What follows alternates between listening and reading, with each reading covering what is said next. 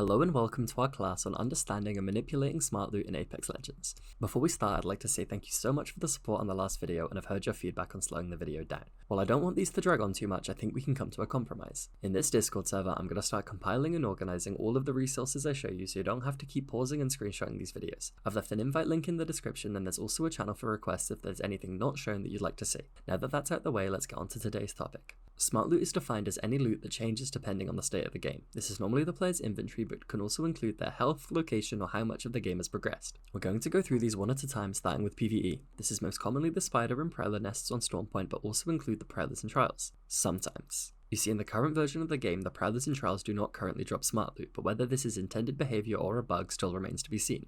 Either way, the loot from PvE includes ammo, ultic cells, syringes, batteries, medkits, all types of grenades, and then the smart loot. The smart loot picks from one of its options, in this case attachments for any of you or your teammates' weapons or their helmets for some reason, and gives an upgrade for that specific slot. It's worth noting that the slot it chooses is random, and the game is perfectly willing to skip a slot with no attachment to upgrade a blue to a purple. The upgrades also don't have to be linear, meaning you don't need a purple mag to receive a gold one. However, limiting the potential upgrades you can receive will improve your odds. The way scopes work is also quite interesting, since for the most part it's a matter of personal preference on which scope you actually want. The game will continue to drop you sights regardless of what you currently have equipped. On screen now are all of the sights each weapon type will add to the pool. Remember, you don't actually need the weapon equipped to receive the loot. Simply having the gun in you or your teammates' inventory makes it a possibility. So how can we manipulate this? Well, for starters, only teammates within around 75 meters are considered when rolling loot, so make sure to have your teammates close if you plan on sharing, or the more likely outcome, make sure to be far enough away if you plan on keeping it for yourself. Secondly, in a situation where you're in desperate need of ammo and attachments for only one of your weapons, you can just drop your second gun to narrow down the loot pool. Lastly, the game will never drop you the scope you already have equipped, meaning picking up worse scopes will force the game to drop the more usable sights, finally giving these items a real purpose. Next up, we have the extended supply bins from the support passive, easily the least smart of all of the smart loot. Each slot in the bin functions slightly differently, however there are two hard rules. You are always guaranteed to get at least one battery, and you cannot receive more than 5 heat shields or 2 medkits per game. Under normal conditions, the odds for each slot should look like this. Note that the far left slot is the only one that can spawn survival items, the middle slots are almost identical, and the far right slot is always either cells, syringes, or most commonly a battery. When in the ring, your odds of getting a heat shield are greatly increased, and when carrying a teammate's banner you are guaranteed a mobile respawn beacon if you don't already have one. Interestingly, having a survival item does not remove your chances of getting another one. The game is perfectly happy to give you an extra evac tower despite the one in your inventory. How can we manipulate this? We can't really, but understanding our odds at least lets us make an informed decision on if we should go out of our way for these bins or not. The weapon supply bins from the assault passive are next, and in terms of what we can manipulate, this is our best case scenario. As a solo, these will give you 4 attachments for either of your guns. In duos, you and your teammate will each get 2 items, and in trios, the spread seems to be random, but needing more attachments will give you a higher chance of taking up more of the spawns. In all scenarios, only one of these attachments can be a scope, but that scope is always guaranteed. The attachments are always at least blue rarity, and like the PvE scopes, will never give you the one you already have. It is also worth noting that extended mags are slightly rarer than every other attachment, and hop-ups are even rarer again. The bins will also give you ammo on the condition that you have 1 stack or less in your inventory, but having a single bullet more will completely prevent this. So how can we manipulate this? Well, the easiest way is simply not having a gun in our inventory. In this scenario, you will always receive a gun, 2 clicks of ammo, and 2 random attachments. This is a great way to guarantee yourself some solid loot off drop, and is the only way I know to 100% guarantee yourself a gun and ammo.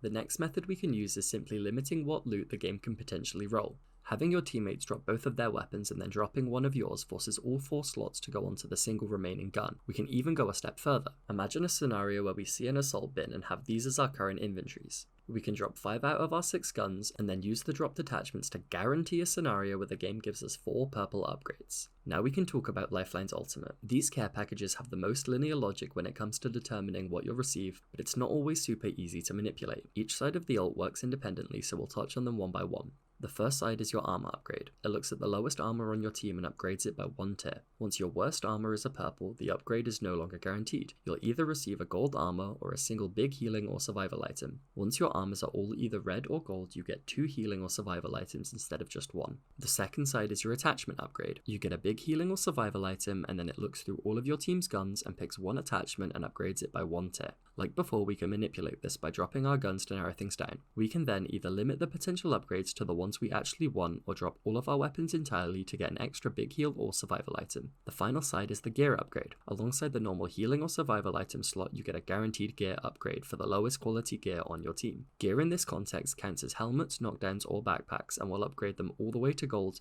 but only one at a time. If no upgrades are possible, the gear will be replaced with an extra healing or survival item, but forcing this extra roll isn't exactly practical. As an aside, this is also how the care package at Clinic works. If you plan on manipulating either of these, know that the loot is generated as the package hits the ground, so if you want your guns dropped for the lowest amount of time, this is the point that actually matters. Okay, that about covers it for loot talk. Hopefully next video we can move on to some other interesting topics. As a reminder, everything shown will be in the Discord server link below, and if you have any questions about this video or Apex in general, that server, the comments on this video, or my Twitter are the best places to ask them. Since you guys liked it so much last time, I'll end this video with some more facts and oddities about how funky loot and Apex in general can get. I hope you found this video useful, thank you for your time. In the previous video I mentioned that the POI high loot pool at Mill was broken and didn't apply to all of the bins it was supposed to. What I didn't mention was that this cave near Cenote has suffered a similar fate, with these two bins now using the normal ground loot pool. If Lifeline calls in an ult and then dies before it touches the ground, the team that kills her will be rewarded with 3 mobile respawn beacons. Whilst this isn't at all useful, it's funny as hell, and I like to try and speedrun these fights just to see it happen. The ammo drop from PvE is 100% guaranteed, even when you have no guns.